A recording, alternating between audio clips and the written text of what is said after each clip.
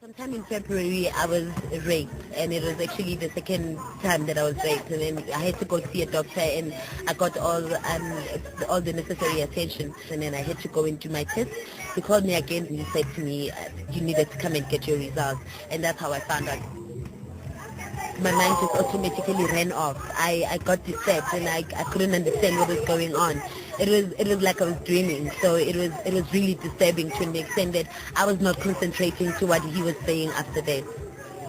I stayed in there, and he was talking, and then they brought me water, and they tried calming me down, and they asked if they could call someone, and I said no, it was fine, that I was going to go home alone and that I'm okay. And I guess one of the things that just made me be okay is the fact that I know about HIV and AIDS, and I know that it's not the end of the world. You know, at that moment in time, I couldn't just be okay, but at the same time, I understood what was going on.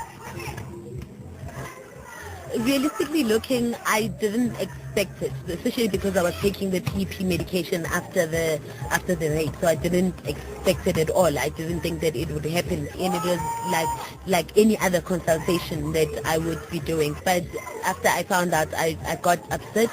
And I was not upset of, the fact that I'm HIV positive. I was actually upset about how I got it, because I know that I was not sleeping around and all of that, and I've been protecting myself. So then when you get it through rape, when it's not your fault, then it's difficult for you to understand.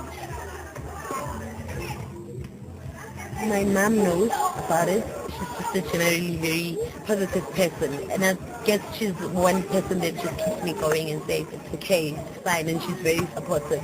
And I haven't told other members of my family is because then I do not want to get to a point where I am judged. As I said, that there's a family member who is HIV positive. So I don't really talk to anyone about it, but I talk to whether a person is HIV positive or not. In most cases, it's just about informing people about, how they would get the virus and all of that. But at the same time, it's also about me getting the comfort from people who actually understand, especially when you go to these counseling sessions where you speak to people who understand, people that make you feel that, you're not alone, it's not the end of the world. Things are going to be okay. It's fine. It's perfectly fine. You'll be okay. You'll bounce out of it and all of that.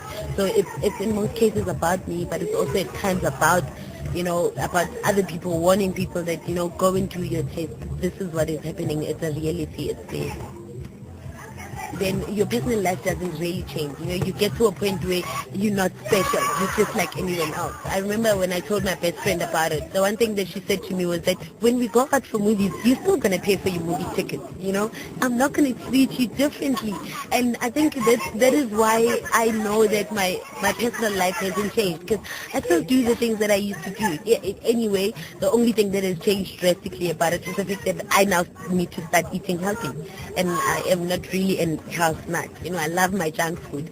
So it becomes really difficult when now, I have to limit myself from eating fries and stuff like that. So then that is the only thing that changes. But you get to do everything as normal. You get to wake up and go to work. You get to go to church. You get to see and talk to people, You get to go out partying with your friends. Even though you know that you're not supposed to be drinking, and you're not supposed to be engaging in any sexual risky behaviors, and you need to protect yourself and take care of yourself. However, then, with my personal life having changed, it's a pity to people who do not understand and know about HIV and AIDS, because then they think it's the end of the world. Then they lock themselves in the house and all of that. I was at that point 2 months ago where I didn't want anything, where I just felt like nothing will make this better, but like I said, with the support and everything just gets back to normal again.